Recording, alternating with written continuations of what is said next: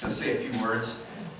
I know Grandpa liked to, he was very humorous, and so I'm going to try to incorporate a little humor into this too. So over the last week, as I've been reflecting on my memories of Grandpa Russ, it's been extremely overwhelming for me emotionally because there was just so many memories that I have of this great man.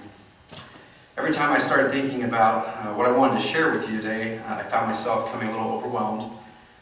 Where do you even start with someone that, try to say a few words about someone like him? First off, he was 96 years old.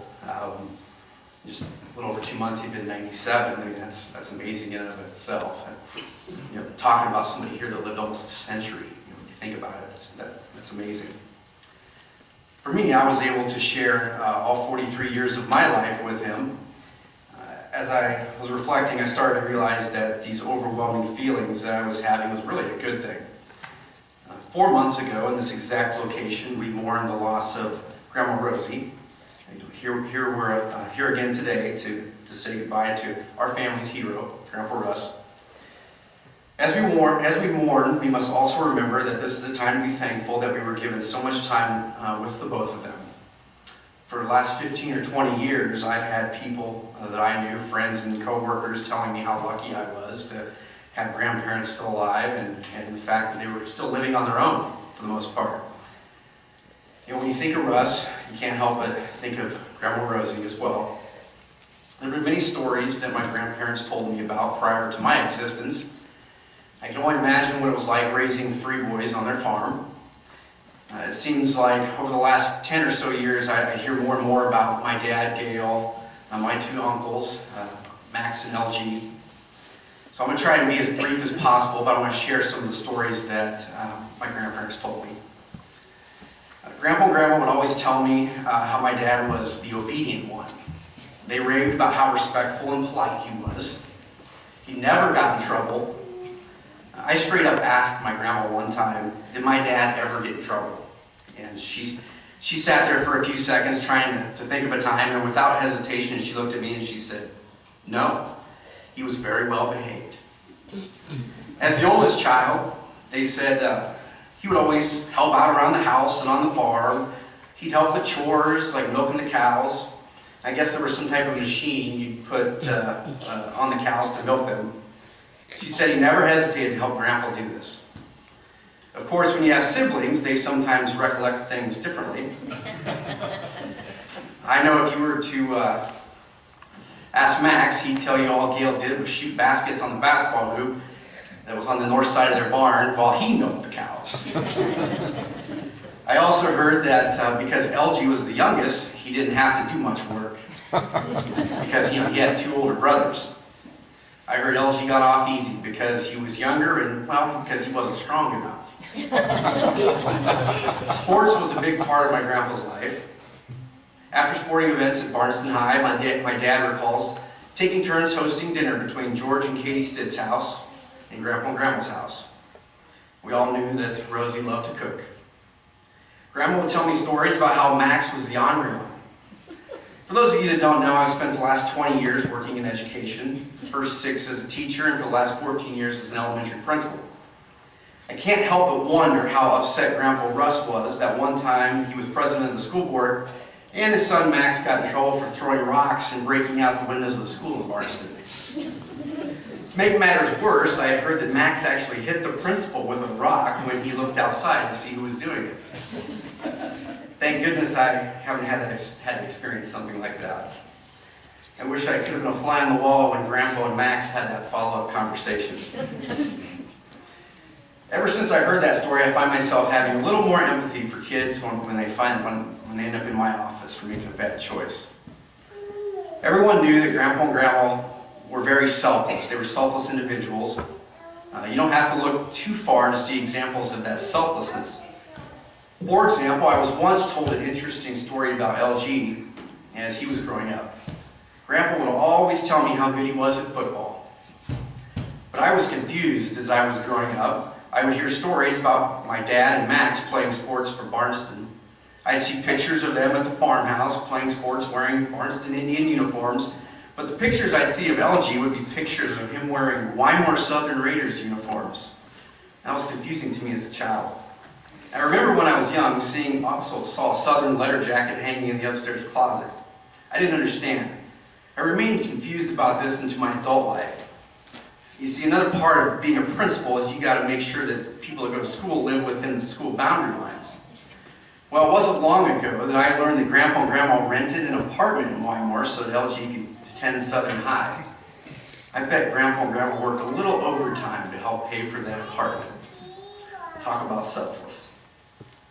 As I look back on my relationship with Grandpa, I find myself reflecting on so many other different phases of my life. From the time I was young to now, raising my own 2 boys. When I was a young child, I always looked forward to spending weekends at Grandpa and Grandma's house. Grandparents almost become like a second set of parents. As a kid, I grew up about an hour away from their farm in the town of Auburn, Nebraska. It was there that I developed my love for the outdoors. I developed my love for hunting in their timber to the west of the farmhouse. As a kid, I grabbed the .22 they kept upstairs, take off them on foot to see how close I could get to deer before they would see me.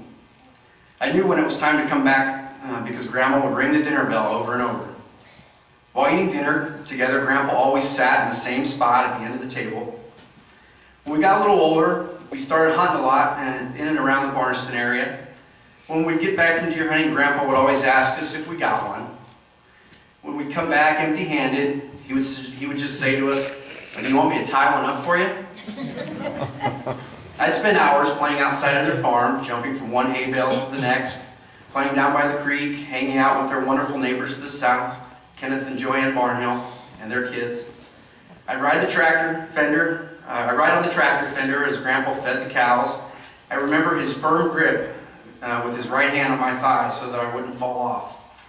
The best part about riding on that tractor was when he waved me over and I'd sit on his lap and he'd let me drive. Speaking of driving, I think Grandpa Russ taught all of his grandkids to drive. We all logged some serious hours behind the wheel on the rural Barneston country roads. I always volunteered to go along with him to help light the furnace at the Catholic Church in Barneston. That was prime opportunity to drive.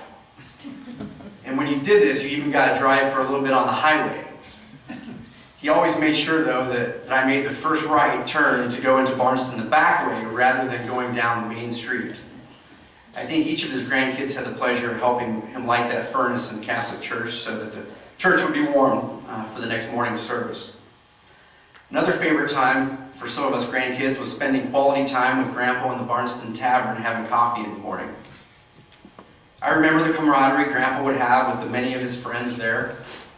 Some that stand out to me were gentlemen such as Brett Robertson, Alvy Riemann, Francis Goins, Harold Weir, Tom McGuire, and Gary Stitt, among others. When my brother and I began playing sports, Grandpa and Grandma were a fixture of the Auburn community. And I know this continued with all the grandkids, with Shannon and Shane in Marysville and Ben and Jordan in Lincoln. I can't tell you how many people have mentioned to me recently that they remember the 2 of them coming to all our games. I'll never forget my senior year in football. It was the 5th game of the year at Auburn, and we were the Bulldogs at Auburn, and we were undefeated and ranked 9th in the state, and we were playing our rival Beatrice, who was ranked number 3 in the state. They too were undefeated. It was midweek before practice, and our head coach read an anonymous letter to our entire team that he had received from someone that said how the Beatrice Orangemen were going to come over to Auburn and whip the puppy dogs. That letter was posted on our bulletin board in our locker room the rest of the week. We beat Beatrice that Friday night 27-10.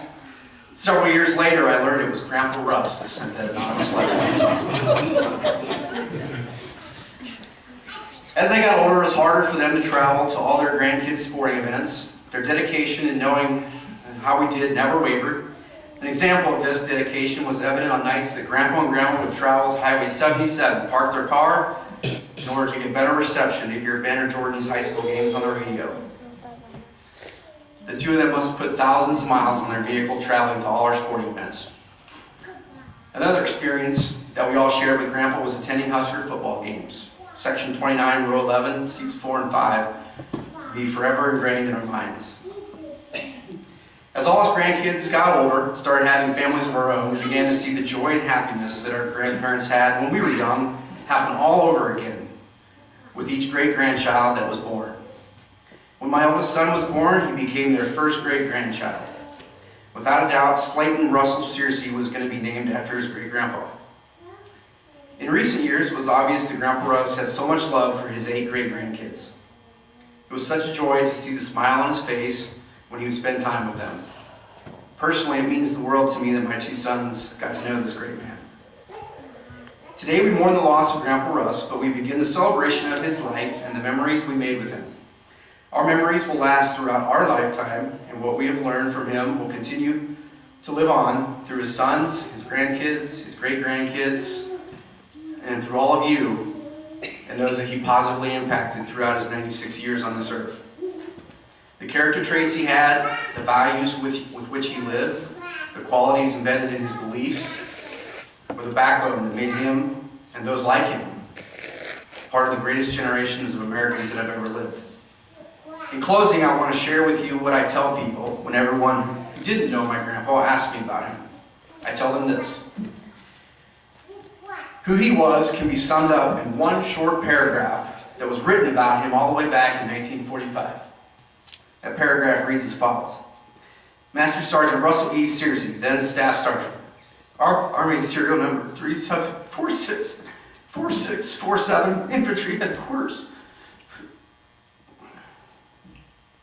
Company 413th Infantry, United States Army, is awarded the Bronze Star Medal for meritorious service in connection with military operations in Belgium, Holland, and Germany from 23 October 1944 to 8 May 1945.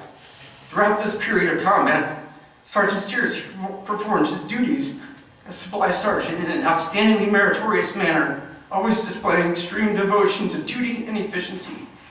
He worked tirelessly with great skill and initiative to keep a constant flow of supplies to his company, and on countless occasions, with utter disregard for his personal safety, he voluntarily assumed hazardous tasks above and beyond the call of duty.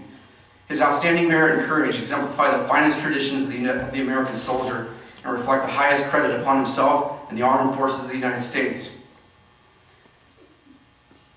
As you take a look at these words in his Bronze Star citation, meritorious service, extreme devotion to duty and efficiency, working tirelessly with great skill and initiative, voluntarily assumed tasks above and beyond the call of duty, outstanding merit and courage, exemplify the finest traditions of the American soldier.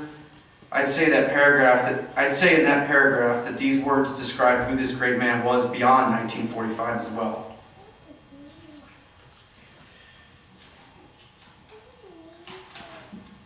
In October, his loving wife of almost 70 years left him and entered into heaven. Without a doubt, he missed her dearly over the last 4 months. May God bless Grandpa Russ, and may we take comfort in knowing he's been reunited with his loving wife, Grandma Rosie, in heaven.